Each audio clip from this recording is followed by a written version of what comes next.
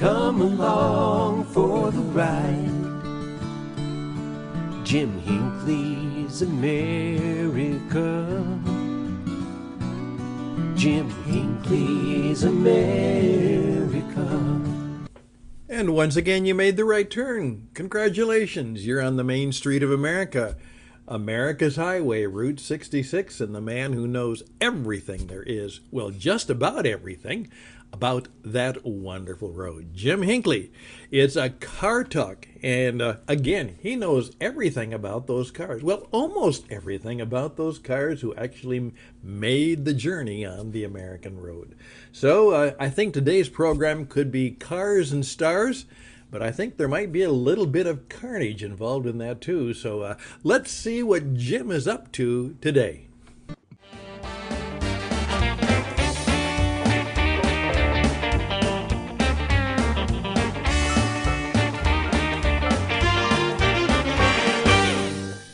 They were married at the St. John's Methodist Episcopal Church on Spring Street and had a short reception at the Territorial-era Brunswick Hotel on Andy Devine Avenue, which is Route 66.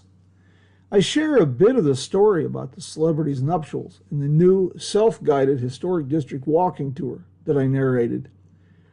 Questions like these and a quest for answers are often the foundation for podcasts, programs, presentations, books, and feature articles.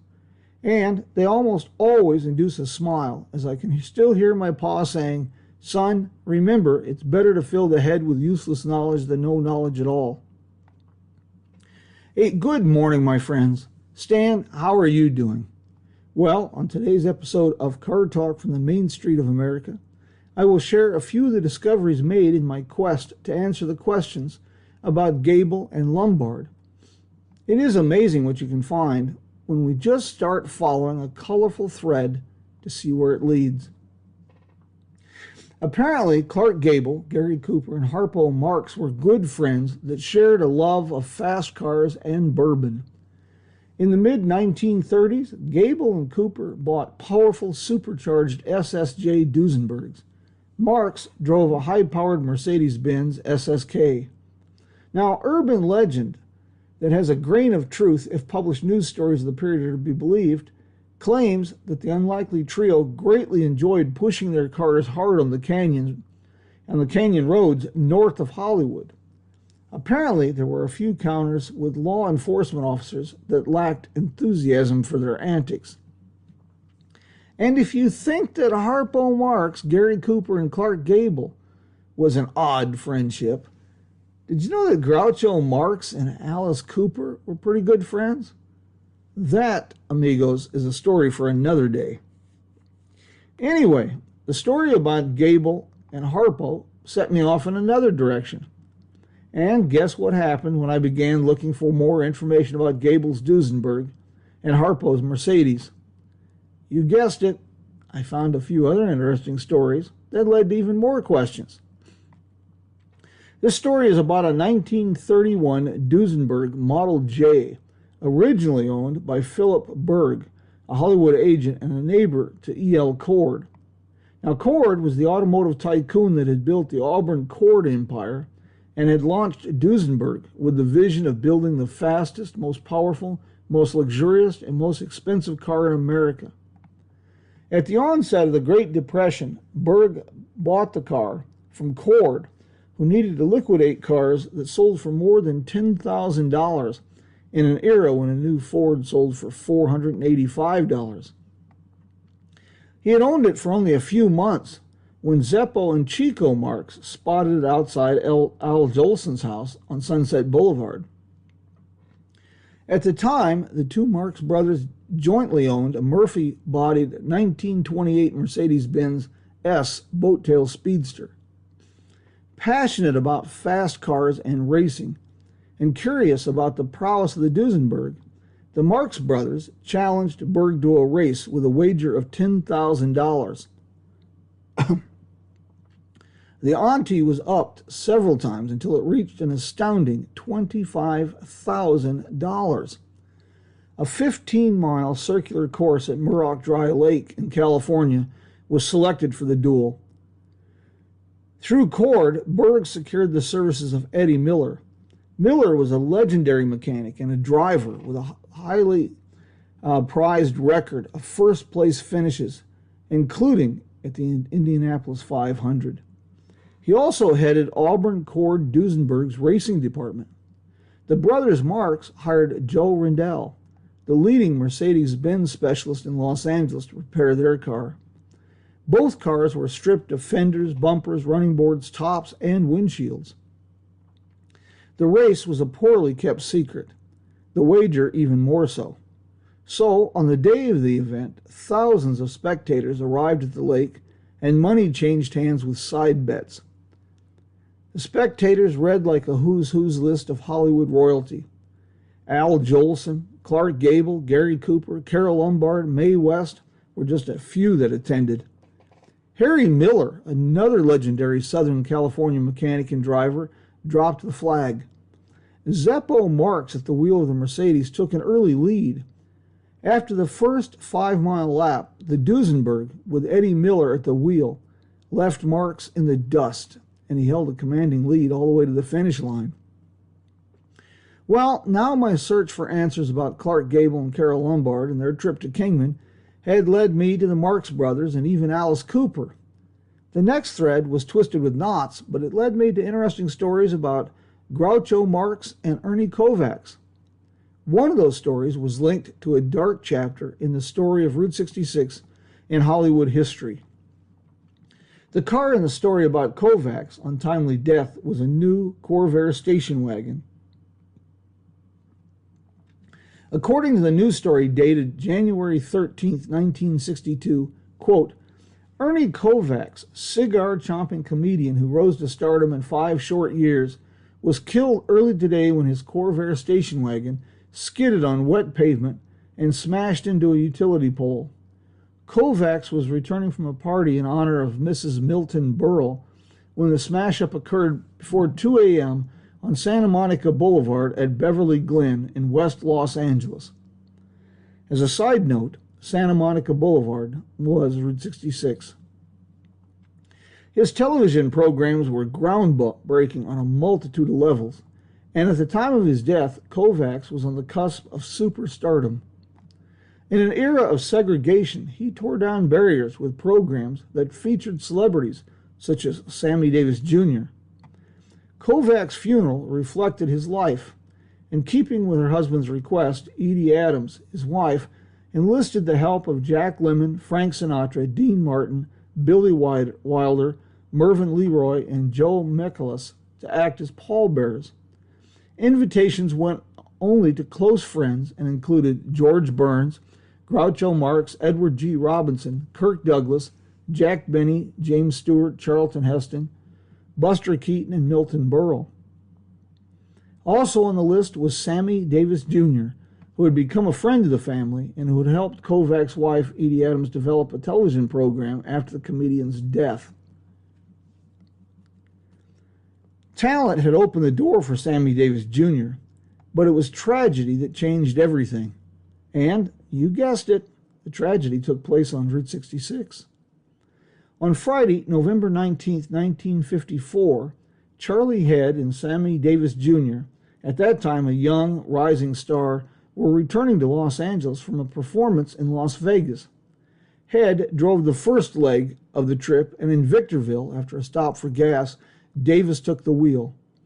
As he drove the new Cadillac convertible on Route 66 down Cajon Pass, Head climbed in the back seat to sleep.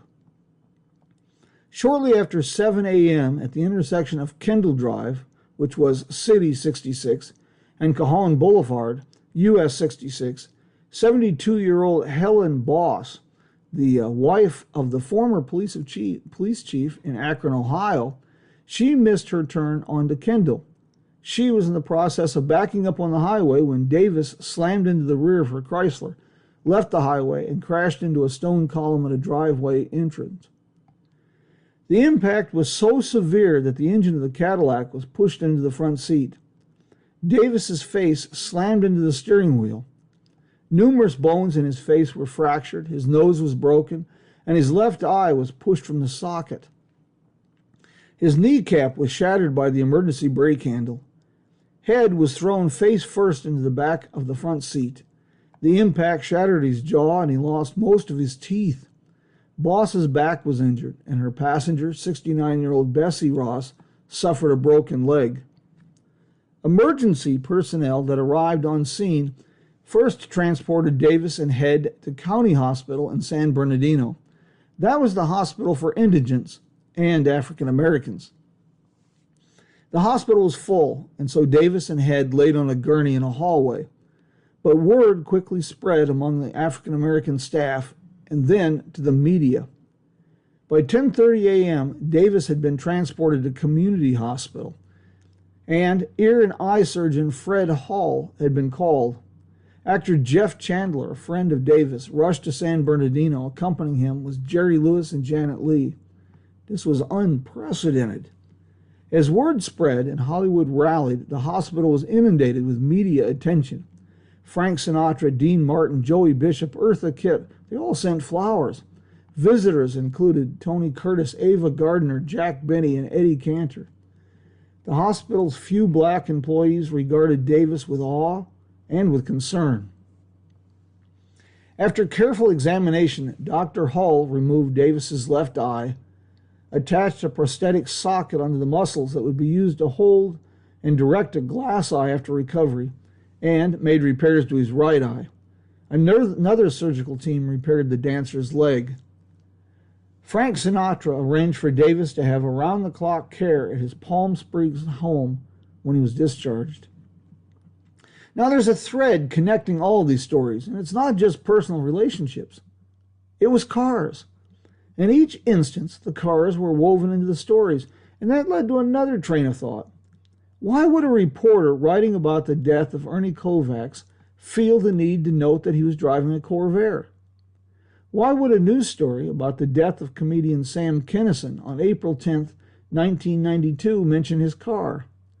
Why would a news story about the death of Bonnie and Clyde include a description of that car? Quote, Kinison, famous for his high-decibel comedy, was driving on Highway 95 to a sold-out event in Laughlin, Nevada. A pickup truck by a 17-year-old boy crossed the center line and collided head-on with Kinison, who was driving a Pontiac Trans Am. As a bit of a side note, that section of Highway 95 between Goffs and Needles, California, that was once Route 66. From an article published in 1934, quote, Bonnie Parker and Clyde Barrow, driving a stolen 1934 Ford four-door sedan, was ambushed and killed on May 23rd by 4 Texas officers and 2 Louisiana officers who had been chasing the couple across the country. It's believed the elusive Bonnie and Clyde were shot more than 50 times by the officers. A newspaper story dated June 24th, 1927, about the capture of infamous bank robber Matthew Kimes, noted that he was driving a Buick when he encountered Sheriff Parsons at the Grand Canyon. A new Chrysler figures prominently in stories published about the murder of legendary oil well firefighter Tex Thornton in 1950. Inquiring minds want to know, why are cars such an integral part of the story? And I still want to know what Clark Gable, Carol Lombard, and Otto Winkler were driving and why they eloped to Kingman. If you have an answer, please let me know. Well, thank you for joining me this morning. I hope that you enjoyed the program, that you'll become a subscriber, and that you'll invite your friends. And if you enjoyed tales of true crime and cars that gangsters, outlaws, and murderers drove, check out my book, Murder, Mayhem on the Main Street of America, Tales from Bloody 66. And before I wrap up this week's program, there's one more item to discuss. We are looking for sponsors of this and other Jim Hinckley's America programs. Interested? Well, drop me a note. Let's talk. On next week's episode of Car Talk from the Main Street of America, I will be sharing a story about the origins of the legendary Checker taxi.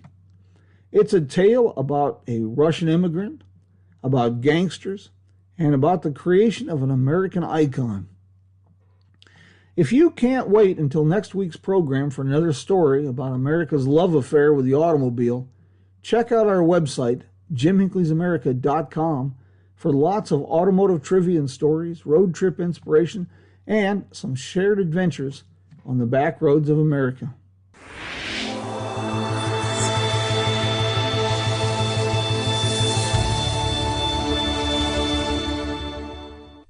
Oh my goodness.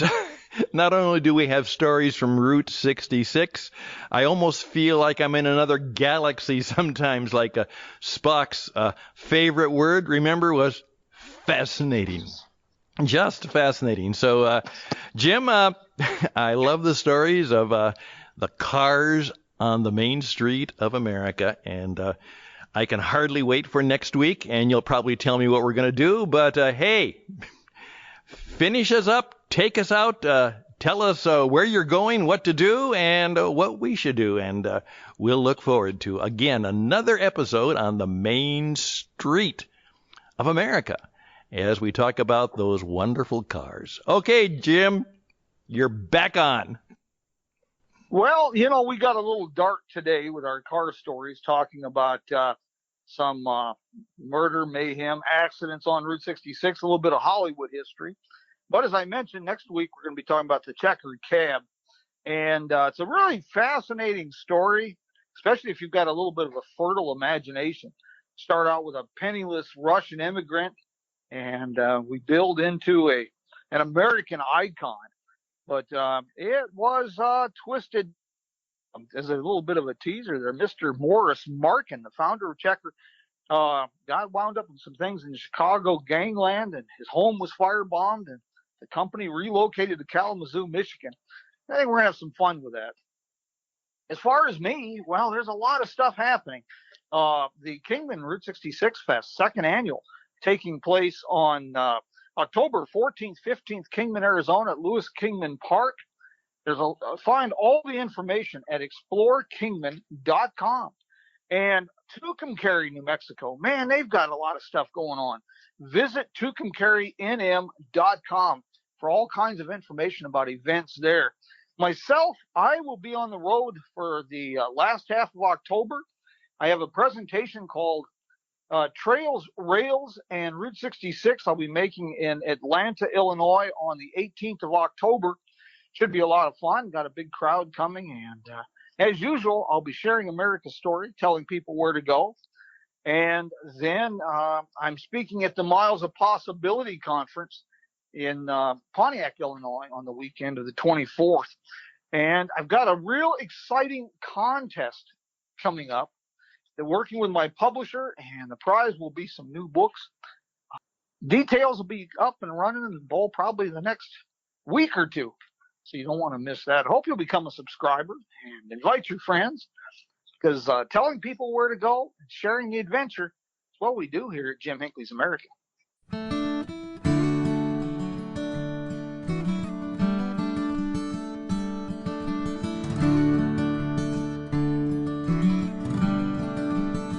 Say hello to a new friend on an old road. Take a two-lane trip of memories into mysteries unknown. Come along for the ride. Jim Hinckley's America.